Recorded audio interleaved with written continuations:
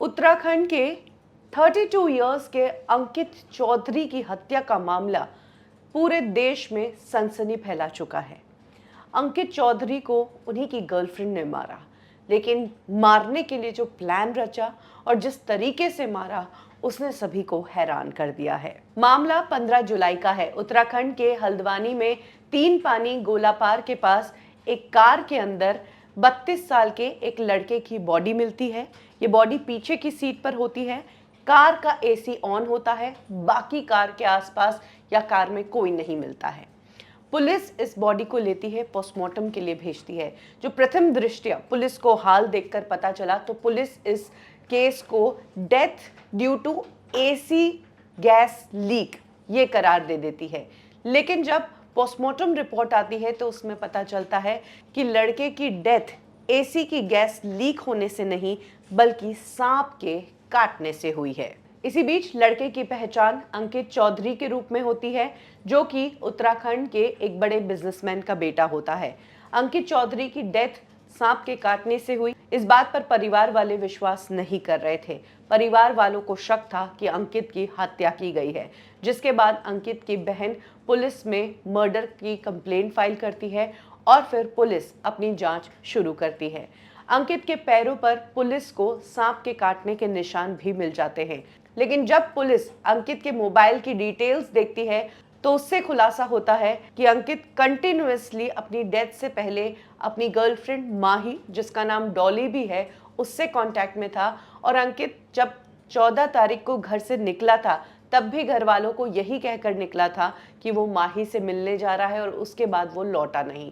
तो शक पुलिस को अंकित की गर्लफ्रेंड माही पर होता है। पुलिस माही के घर पहुंचती है, लेकिन माही वहां मिलती नहीं है। इसके बाद पुलिस माही के नंबर को सर्विलेंस पर डालती है, जिसके बाद पुलिस को पता चलता है कि अंकित के नंबर के अलावा माही कंटिन्यूअस एक नंबर से कांटेक्ट में थी और अंकित की डेथ के आसपास उस नंबर पर माही ने कई बार बात की थी। पुलिस उस नंबर को जब जांचती है तो पता चलता है कि ये नंबर हल्द्वानी में रहने वाले रमेश नाथ का है।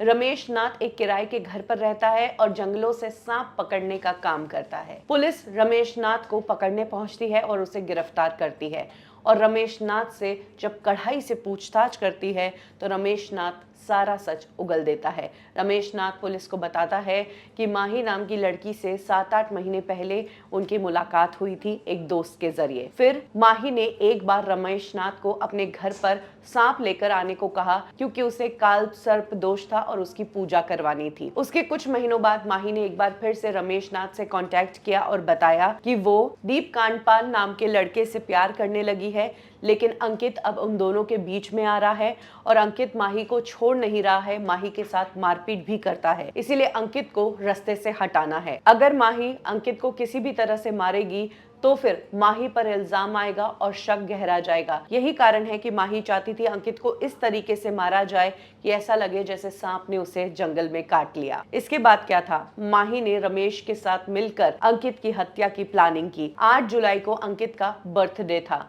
माही उसी दिन उसकी हत्या करवाना चाहती थी। माही ने रमेश को कहा था कि एक जहरीला सांप जंगल से पकड़ लाना।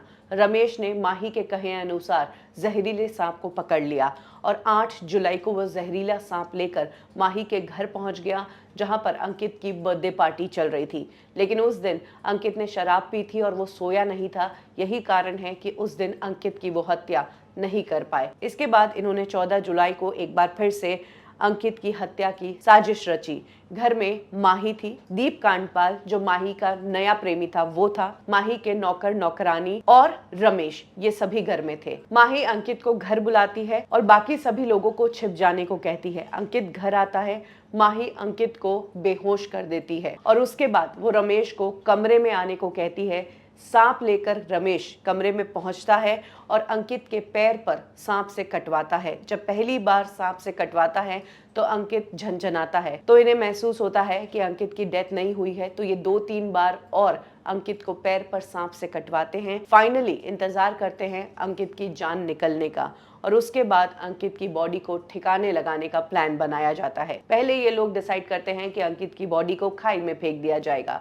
उसके लिए ये ऐसी जगह पर गए भी जहां से अंकित की बॉडी को फेंक दे, लेकिन वहां पर कुछ कुछ लोग मौजूद थे, तो ये इस प्लान को अंजाम नहीं दे पाए। तो उसके बाद उन्होंने डिसाइड किया कि अंकित की गाड़ी में ही उसकी बॉडी को रखेंगे और जंगल में छोड़ देंगे, जिससे ये लगेगा कि जंगल में था और सांप ने वहीं पर उसे काट लिया। और उन्होंने गाड़ी का एसी ऑन करके अंकित की कार और उसकी बॉडी को वहीं छोड़ दिया। फिलहाल पुलिस के हाथ में सिर्फ आया है सपेरा, बाकी सभी लोग गायब है। मामला हाई प्रोफाइल है, यही कारण है कि जो मर्डरर्स है उनके बारे में जो भी जानकारी देगा उसे उत्तराखंड पुलिस 5,000 रुपए का इनाम देगी।